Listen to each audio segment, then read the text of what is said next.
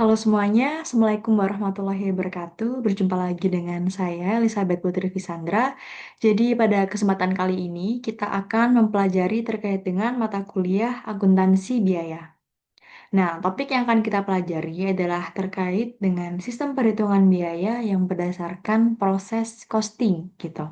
Bagaimana maksudnya? Nah, kita misalkan nih pada sebuah perusahaan, contohnya di perusahaan manufaktur.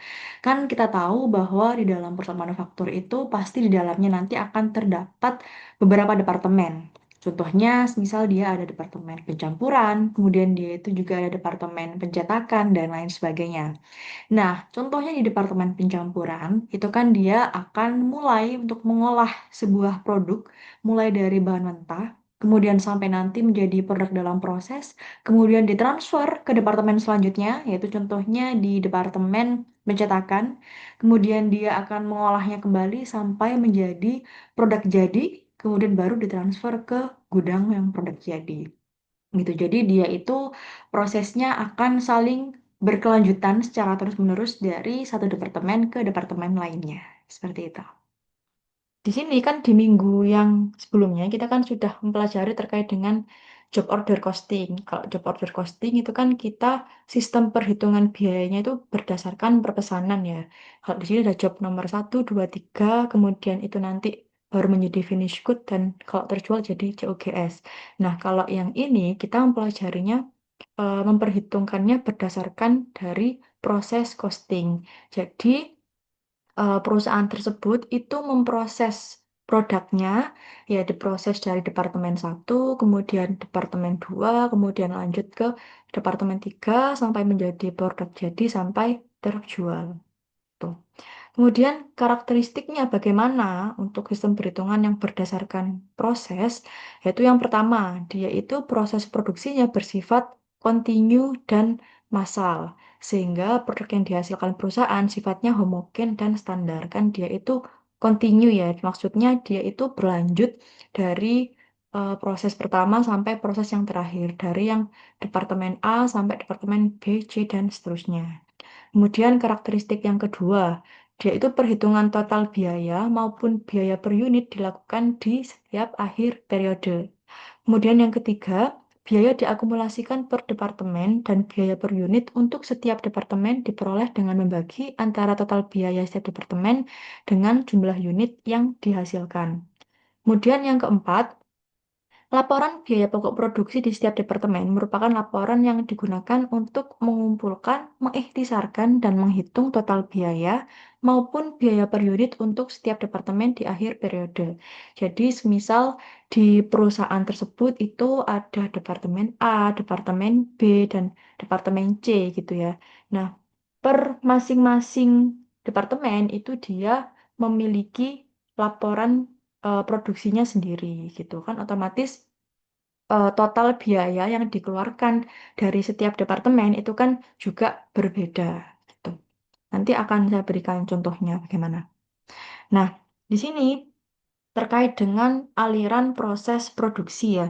Jadi dalam skema proses produksi itu kan unit-unit produknya itu mereka dapat mengalir secara berbeda gitu dalam setiap penyelesaiannya, dalam setiap prosesnya.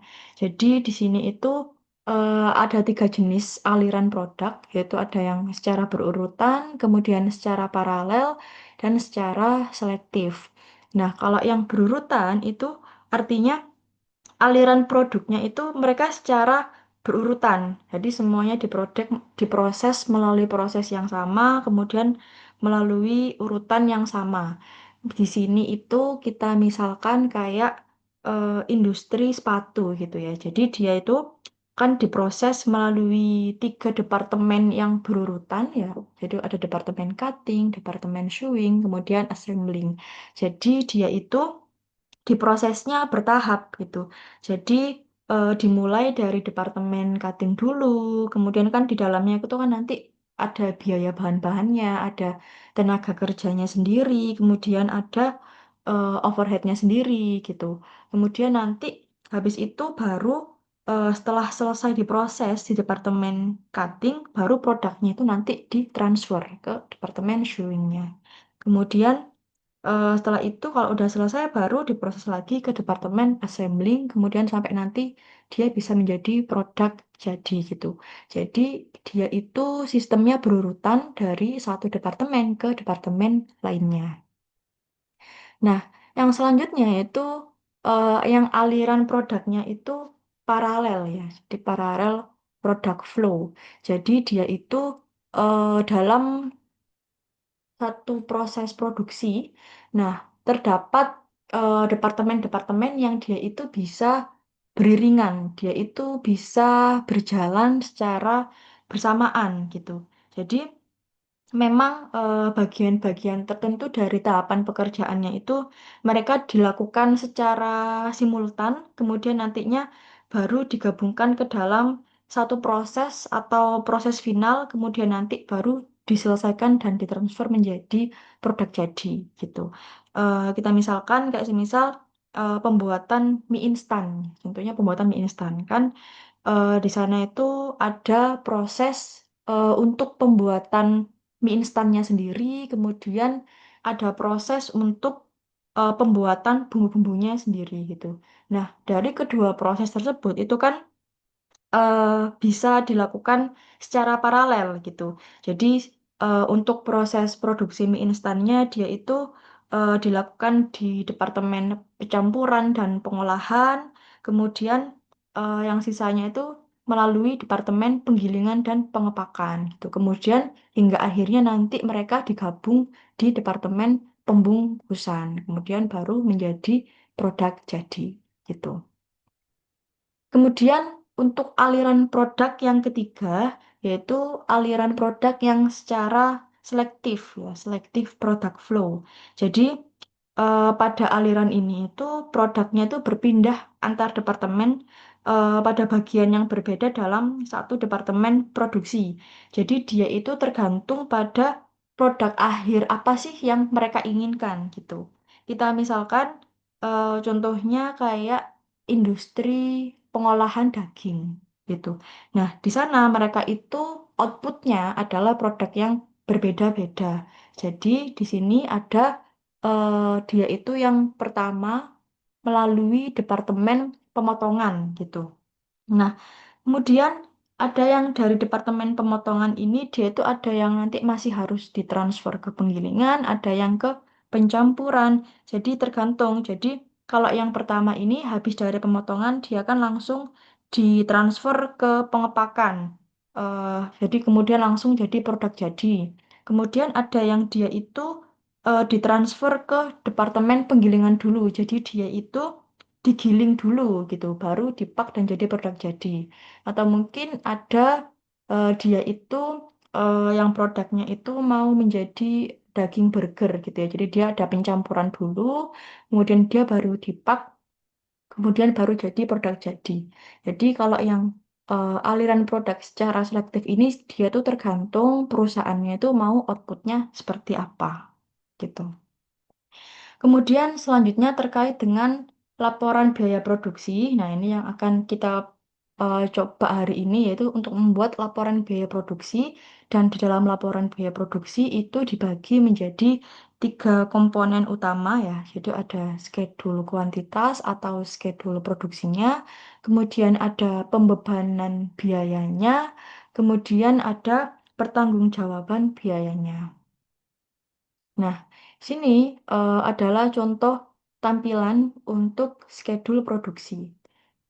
Nah, jadi di sini itu eh, memuat informasi terkait dengan jumlah produk masuk prosesnya dari hasil pemrosesan selama satu periode tertentu gitu. Jadi di sini terlihat produk masuk prosesnya itu berapa, kemudian nanti produk yang ditransfer ke departemen selanjutnya berapa, kemudian produk dalam proses akhirnya berapa gitu. Kemudian yang selanjutnya terkait dengan pembebanan biaya. Jadi di pembebanan biaya ini terdapat informasi terkait dengan berapa jumlah biaya yang dibebankan, kemudian unit yang ekuivalennya berapa, kemudian ada biaya per unitnya berapa.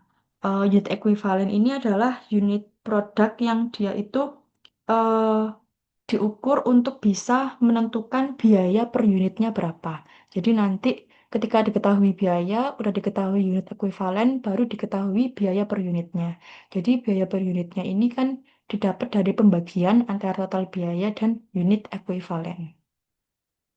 Kemudian yang terakhir terkait dengan pertanggungjawaban biaya.